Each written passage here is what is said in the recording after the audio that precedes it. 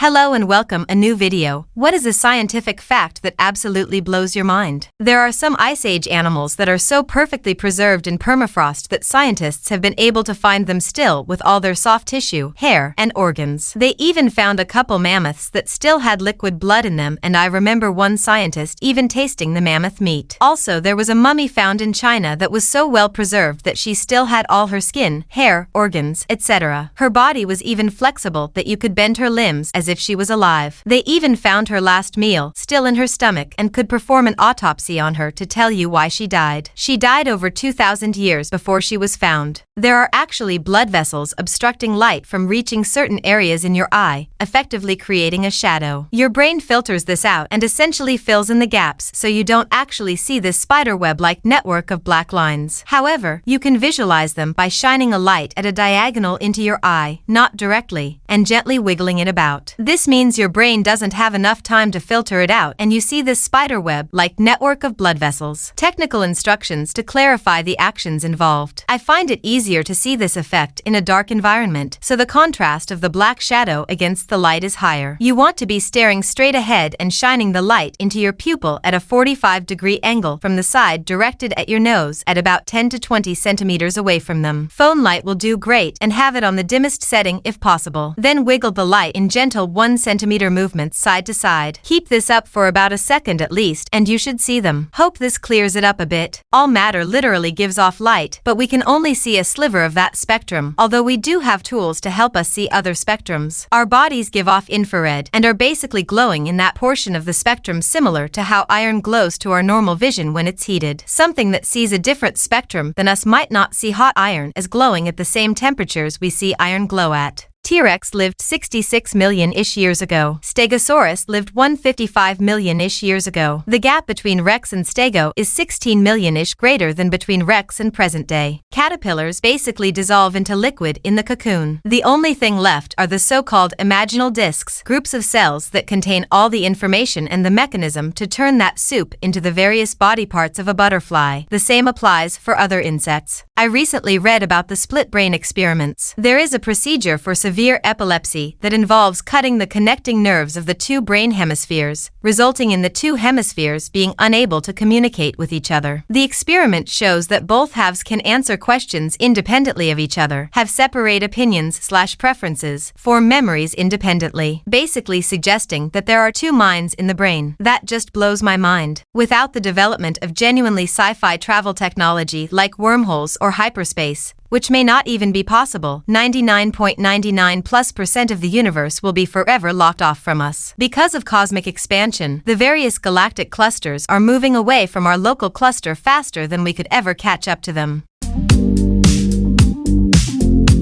The strongest known acid is called fluoroantimonic acid, and it is made by combining a solution of two different ions in various quantities. Without going too crazy into the scientific details, the part that blows my mind is that at certain ratios of the two ingredients you can get an acid that is 1 quadrillion times stronger than 100% pure sulfuric acid. At acidity levels like this, pH fails to even be a useful metric, as the pH of any solution would certainly be less than 0. Additionally, it is so acidic that it can force carbon atoms to have 5 bonds instead of 4, breaking one of the fundamental principles of organic chemistry. When you dream, one portion of your brain creates the story, while another part witnesses the events and is really shocked by the plot twists. The wow signal came from a planet bit in space 17,000 light-years away. It emitted a signal 30x stronger than anything we can make today. It lasted for an entire 71 seconds, was on 1,444 Hz, frequency of hydrogen, most abundant thing in the universe, and we couldn't find the signal again after pointing to the same spot. Trees can communicate and cooperate using a network of underground mycelium. They can store excess energy in it for later use, can trade different nutrients with neighbors so their needs are met, take care of their young when they're unwell, and even warn others of a spreading disease or parasite. Nature is wild. If some sort of super advanced alien species on a planet 80 million light-years away from Earth built a high-tech telescope that let them see objects on the Earth's surface, they would be seeing dinosaurs right now. The cathedral effect. If you work in a room with low ceilings, you will stand stay a bit more focused and be better at detailed, analytical work. If in a room with high ceilings, you will be more open and creative. This can be simulated by wearing a brimmed hat if you'd want to hammer away at, say, data entry or data analysis. The fact that we are all dead in practical terms for forever. We were not alive for billions of years before birth, and we will be dead for billions of years after death with only a blink of conscious existence in deep time. As Mark Twain put it, I had been dead for billions and billions of years before I was born and had not suffered the slightest inconvenience from it. At one point, there were giant trees all over the land masses of the planet, but no bacteria that would consume them. So when trees fell over or died for any reason, they just piled up and piled up instead of rotting away. This led to massive fires that likely burned for incredibly long periods of time, and these piles of trees became the coal beds that we find deep underground to this day. Thinking of insanely huge forest fires burning for decades is pretty crazy to me. This period is known as the Carboniferous era if you are interested in learning more. Solids and liquids don't burn. Only their vapors and gases. That's why you can't just throw a huge log on the fire and have it burn. You need to haul its temperature up until the surface starts pyrolysis and turning into a gas, which then burns. Edit. Good example is gasoline or petrol versus diesel. Petrol produces vapors at quite low temps, so you can throw a match on it and ignite them. Diesel does not, so you can't light it by flicking a match into a pool of it. It's the vapors that burn, not the liquid or solid. I spent some time with Gene Cernan, the Apollo 17 astronaut who was the last guy to walk on the moon. He told me two things that I couldn't stop telling people. The Earth is round in space like a ball, not flat looking like the moon is to us. He said while looking up from the lunar surface, the Earth just hung there, like a grapefruit that he could almost grab if he just jumped high enough. Could see the weather change too. Because of the smaller size of the moon, not only is its curve very visible, the apparent horizon is also much closer, so he said there were moments where if he ran too fast or jumped too high, he felt like he was going to fall off. The reason for near weightlessness on the International Space Station is nothing to do with low gravity in space. It's still very close to the massive ball of wet rock that we live on, and still experiences 89% of the gravity that we do. It's just that the ISS is in almost free fall, so everything is accelerated by almost the same force. It also experiences air resistance, as do most satellites. There isn't a hard boundary between air and no air. It tapers off. Oh, and the ISS is already 7 years past its original life expectancy. In 9 years, it will be decommissioned and put on a controlled course back to Earth, smashing it down into the Pacific Ocean. When you sleep, your brain is consolidating memories and throwing out duplicate information, which is the reason why time appears to be speeding up. If you want to slow down and enjoy life, feed your brain new information and don't do the same stuff every day.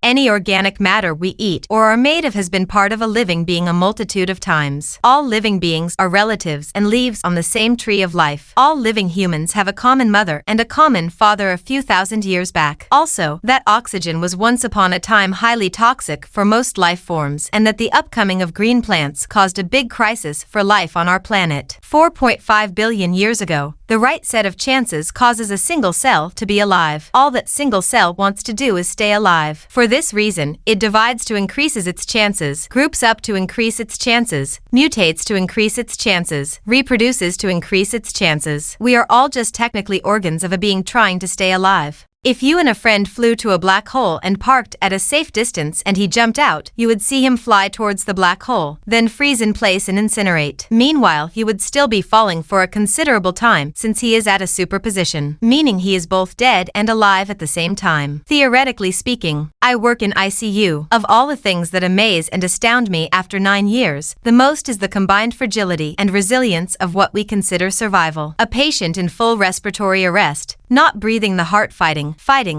until it's finally over. Patients who shouldn't survive, who do with no real lasting effects. For every scientific advancement, medication and skill we fully understand, our basic physiology at times is better than any magic. We're all meat popsicles, but that person on the bed in front of me likely started their day with the same ability to breath, shit, cry, be heroic, love, and make their own decisions that I did. When we make a decision, our subconsciousness makes that decision for us. It decides what we are going to do roughly roughly 300 milliseconds in advance before our conscious brain executes the decision and becomes aware of it, therefore raising the question if we really have a free will. There are also statistics that show how little control over our lives we really have. Wealth most of the time isn't the result of hard work, but of luck. This starts with the luck of being born in a wealthy nation. For example, the month of birth is hugely contributing on the fact whether a kid becomes a pretty professional football player or not. 80% of all professional players are born in winter months. It's literally impossible to know everything. The universe is infinite and expanding, so not only is there already an infinite amount of things to know, that infinity is getting larger at every moment in time. Yet your brain can only hold a finite amount of information estimated to be about 2.5